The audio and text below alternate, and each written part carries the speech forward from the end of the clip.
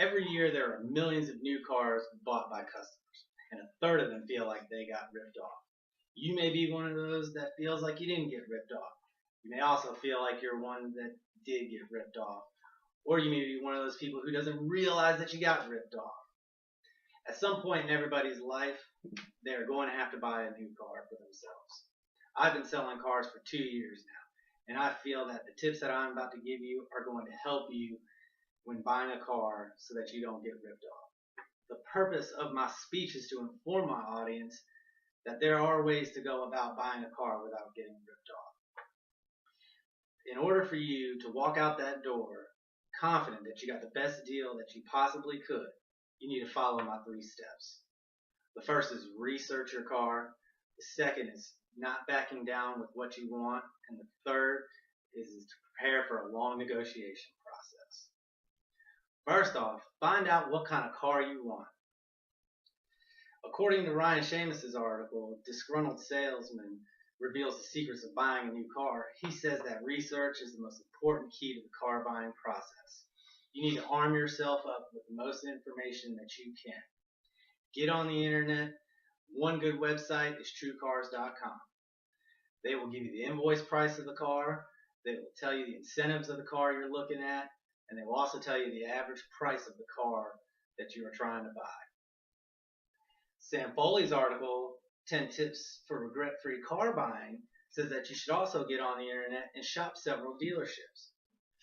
Get price quotes from them so that you can compare with what you found on independent websites with what they're trying to sell you, so that way you can weed out dealers that are trying to rip you off from the get-go. Also, go to your local bank. Get pre-qualified for the car you want to buy. That way you'll have an idea of what interest rates you qualify for and what payments you're going to fall into. If you don't have that information, a dealership can add points to an interest rate and maximize the profit that they're going to get. Lastly, research when you should go in to get a car. Typically, it's the end of the month. Dealerships are trying to make their sales quotas, so they're more prone to strike a deal with you than they would be at the beginning of the month. Holding your ground is also very important. Because you did your research, you know what kind of car you want, you know how much you're willing to pay for it, a dealer is going to try to upsell you. They try to do this because they want to put control of the deal back in their hands so that they can maximize their profits. If they don't have the car you want, ask them to locate one for you.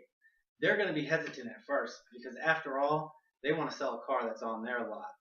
But at the same time, they'd rather sell something than nothing. They would, however, pressure you into buying what is on their lot by telling you that they can give you a much better deal. That is true. But don't fall for it, because if you don't want that car, then you're going to be mad when you buy that car because you settled for something that you didn't want. Once you have the car that you want, the next step in the process is the negotiation, or the dance that I like to call it. Be prepared for a long negotiation process. It will work in your favor every time. Since you only buy cars on average about 10 times in your life, that salesman sells more than that in a month. That puts the advantage heavily on the dealership.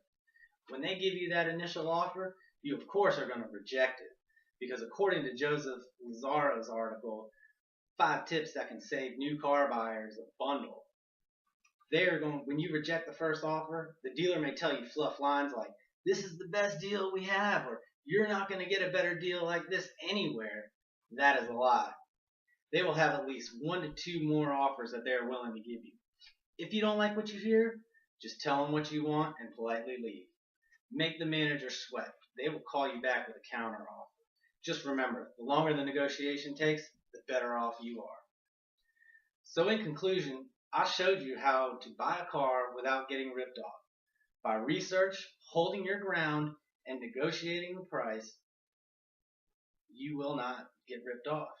I feel my experience on the sales side of buying a car, I can tell you what to do in order to get the best price that you possibly can. There's an old saying in the car business: it is not considered ripping somebody off if they leave the building happy.